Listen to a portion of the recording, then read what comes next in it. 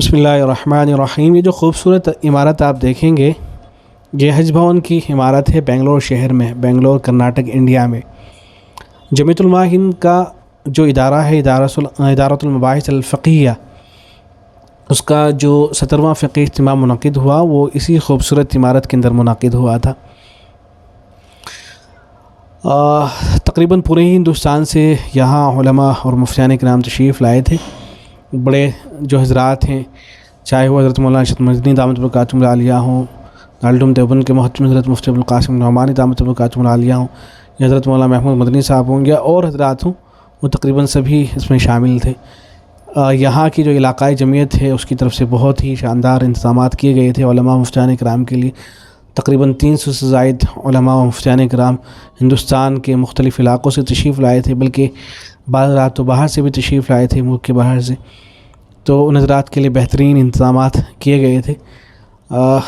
یہاں کی جو جمعیت ہے اس کے جو ذمہ دار حضرات ہیں، حضرت مفتی افتخار صاحب قاسمی دامت برکاتہم العالیہ، حضرت مفتی شمس الدین صاحب بجلی قاسمی دامت برکاتہم العالیہ، ان حضرات نے شب و روز محنت کر کے بہت ہی شاندار انتظامات کیے تھے۔ یہ مجھ سے ایک صاحب نے معلوم کیا تھا کہ جو فقہی اجتماع ہوتا ہے اس میں کیا کیا ہوتا ہے، وہ مختصراً عرض کر دیا جائے۔ تو مختصراً یہ کہ جو فقہی اجتماعات وغیرہ ہوتے ہیں ان کی ترتیب اس طرح سے ہوتی ہے کہ پہلے تو عناوین منتخب ہوتے ہیں، ادارۃ المباحث الفقہیہ کی طرف سے عناوین منتخب کر لیے جاتے ہیں کہ اس عنوان پر جو علماء اور مفتیان کرام ہیں ان کی کیا رائے ہیں، وہ اپنی رائے لکھ کر جو ہے بھیجیں۔ چنانچہ سوالات کی شکل میں ملک کے مختلف علاقوں کے اندر جو متحرک علماء و مفتیان کرام ہیں ان کو سوالات جو ہے ارسال کر دیے جاتے ہیں۔ جیسے اس مرتبہ جو ہے لمیٹڈ کمپنی سے متعلق سوالات تھے کہ لمیٹڈ کمپنی جو ہے اس کا قائم کرنا جائز ہے ناجائز ہے، اگر کوئی کر لیتا ہے تو اس کا کیا حکم ہوگا، اور لمیٹڈ کمپنی میں جو حضرات کام کریں گے ان کا کیا حکم ہوگا، ان کی آمدنی وغیرہ اس کا کیا حکم ہوگا، یا یہ کہ جو پروڈکٹ اور مصنوعات تیار ہوں گی ان کا خریدنا جو ہے جائز ہوگا۔ اس طرح سے اور ضمنی طور پہ بہت سارے سوالات تھے۔ تو اس طرح سے سوالات جو ہے بھیجے جاتے ہیں، اور پھر جو مفتیان کرام ہوتے ہیں وہ مقالات لکھتے ہیں، اور پھر مقالات کی تلخیص ہوتی ہے۔ اس کے بعد اس تلخیص کو جو فقہی اجتماع ہوتا ہے اس کے اندر پڑھ کے سنایا جاتا ہے، پھر وہاں مناقشہ ہوتا ہے، بحث و مباحثہ ہوتا ہے۔ بحث و مباحثے کے بعد پھر ایک کمیٹی تیار کی جاتی ہے جو تجاویز لکھتی ہے۔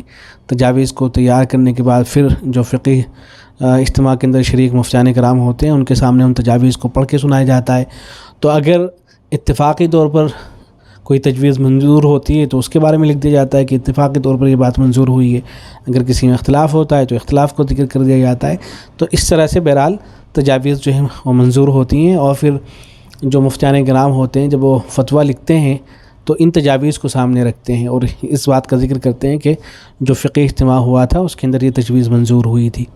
تو اس طرح سے فقہی اجتماعات منعقد ہوتے ہیں۔ یہ جو فقہی اجتماعات ہو چکے ہیں ادارۃ المباحث الفقہیہ کے تحت اب تک جو ہوئے ہیں، ان کے تحت بہت سے مسائل اب تک حل کیے جا چکے ہیں، خاص طور سے جو نئے مسائل پیش آتے رہتے ہیں ان میں سے بہت سے مسائل کو جو ہے حل کیا جا چکا ہے۔ مثلا سروگیسی کا مسئلہ، اس سے پہلے جو ہے سروگیسی کا مسئلہ آیا تھا، آئی وی ایف کے ذریعے سے جو ٹریٹمنٹ ہوتا ہے اس سے متعلق بحثیں ہو چکی ہیں، یا ایسے ہی آج کل جیسے مسئلہ چل پڑا ہے کہ چونکہ جو چاندی ہے اس کا ریٹ بہت کم ہو گیا ہے، تو کیا ایسا کیا جا سکتا ہے کہ اب جو ہے چاندی کے بجائے سونے کو معیار بنا لیا جائے، اس پر جو ہے بحث ہو چکی ہے۔ ایسے ہی حرمت مصاہرت سے متعلق بہت سے مسائل پر بحث ہو چکی ہے، اور اس کے علاوہ ہیلتھ انشورنس سے متعلق جو ہے اس سے پہلے بحث ہو چکی ہے۔ آج کل انٹرنیٹ پر بہت سی نئی جو ہے تجارت کی شکلیں آ گئی ہیں، ان کے بہت سے مسائل جو ہیں ان کو حل کیا جا چکا ہے، اور ان سے متعلق جو ہے تجاویز جو ہے منظور ہو چکی ہیں اور پاس ہو چکی ہیں۔